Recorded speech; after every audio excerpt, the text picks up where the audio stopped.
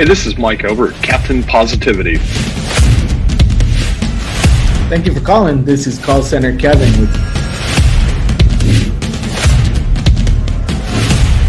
Hey everybody, it's another episode of the Outsourcing Guys, and we've got the great Walt Cooley from Progressive Publishing that is joining us. Hey guys, we met Walt last year at a niche media event and started working together then. So it's been coming up on right around a year, and getting with him and hearing about how it's going and how he's using his virtual assistant. Thanks for being with us, Walt. Before we jump into it, tell us a little bit about Progressive Publishing and your role. It's kind of your elevator pitch. Sure. So I'm the Vice President of Publishing at Progressive Publishing, and my role is to supervise our editorial teams and production teams in producing our print publications, but increasingly our digital presence. So we have national agricultural related magazines for the dairy, beef, forage industries, and some state-based publications as well for individual states and their agricultural industries. And we are increasingly, like I said, doing more and more online. We have a super site that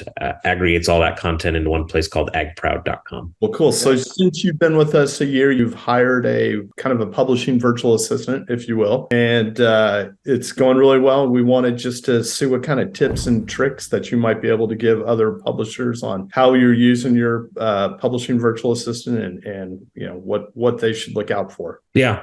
Well, I always say the highest compliment that your employer or boss can give you is when they say that they want to clone you. And my publisher gave me that challenge, probably 10 years ago. And so ever since then, I've kind of been on a journey to figure out, well, how do I clone myself without breaking any kind of ethical rules? But so for me, you probably heard these before, like eliminate things that you don't need to be doing, automate what you can automate, and then delegate. And so over that 10-year journey, kind of been working through all of those things, eliminating things, automating what we can automate. We lean pretty heavy into technology where we can. We just got to a place where it was like, okay, we need to delegate some things that we can't really truly automate with a computer because there's still a human element that needs to be involved. But how do we do that exactly? So looking at virtual assistants and executive assistants, and there's a differentiation there as well. But we're trying to learn the virtual assistant space, and we feel like we found that with 032 and our executive virtual assistant, Elaine. Nice. What is you're touching on delegation and everything, which obviously is a key role in working or a key aspect with working with a virtual assistant. What's kind of your process on identifying what to delegate and kind of how to do that? Yeah. It always comes down to, should I do this or should I delegate this? And usually, I guess kind of my rule of thumb is,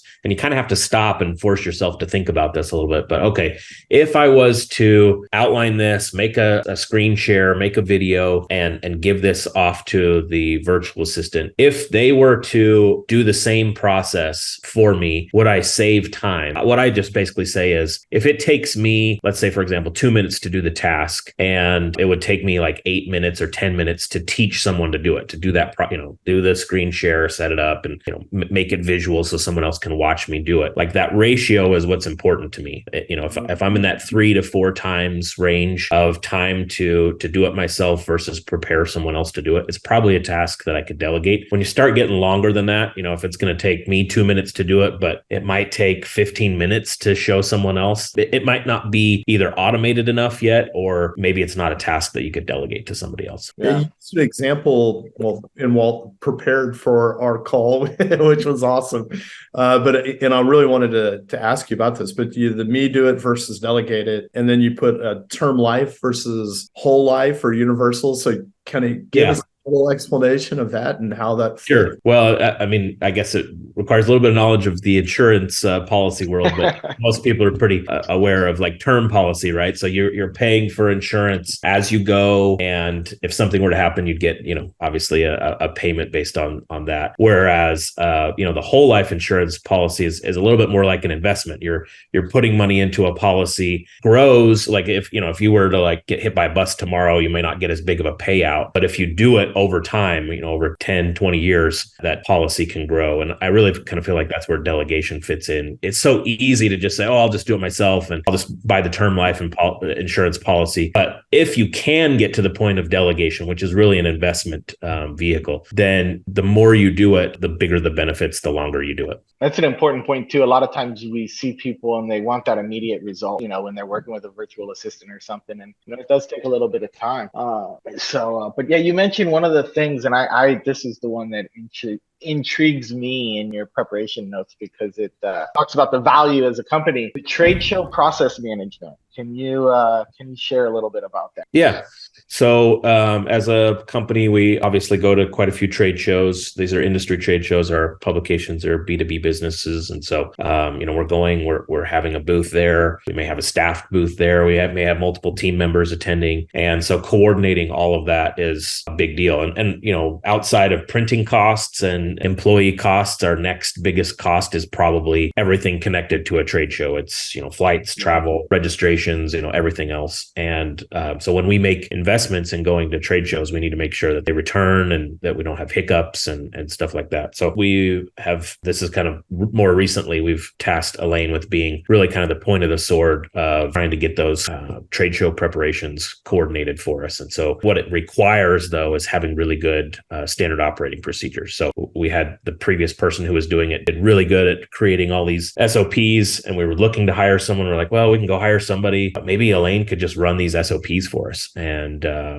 she's done a great job at following through the processes. It's sending emails, following up at certain times, and creating certain documents that help keep our team headed in the right direction. Yeah, I was going to say, she's sending emails to people on your team just to remind them, to kind of push them to get things, not pay those late fees or those rush expedited fees. Yep, exactly. Yeah, we want to save money and be on the ball so that we're getting the best booth price, getting stuff sent out on time, so we're not rushing shipping.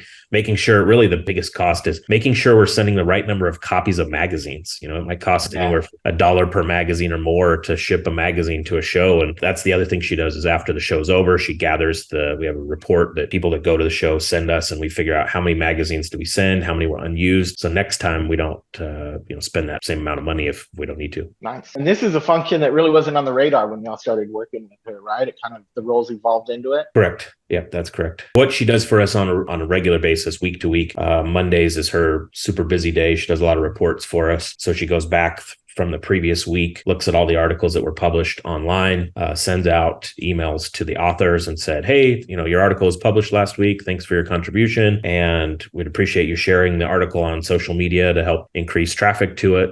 So one, it's a notification to the author that the piece was published, but also encouragement to help drive some traffic back to our site. And then that same day, she's also doing metrics for us on sales over the previous week and sales activity and getting that report together for our sales manager.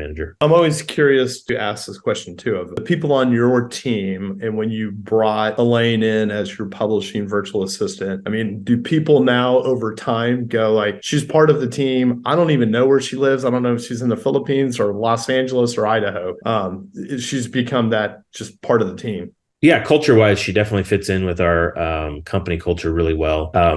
It is interesting. The demographics of our workforce are a little bit older, and there was a little resistance at first, like, who's working for us? Like, who are they? And I can't see them every day. Like, that's weird.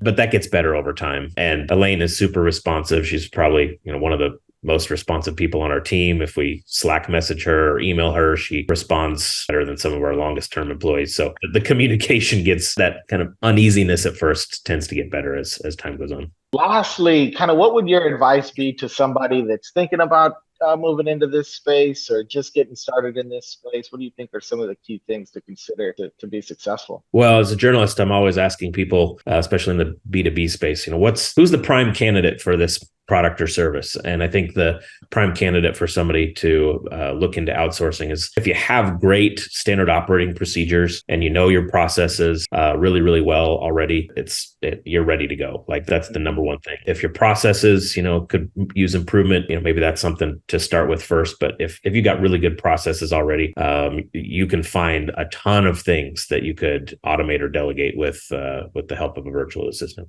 Yeah, we see that definitely. Well, Walt, thank you you so much for joining us. We appreciate it. And hopefully we'll see you at another Niche Media show here in the near future. Thank you. I appreciate it. Thanks, Walt.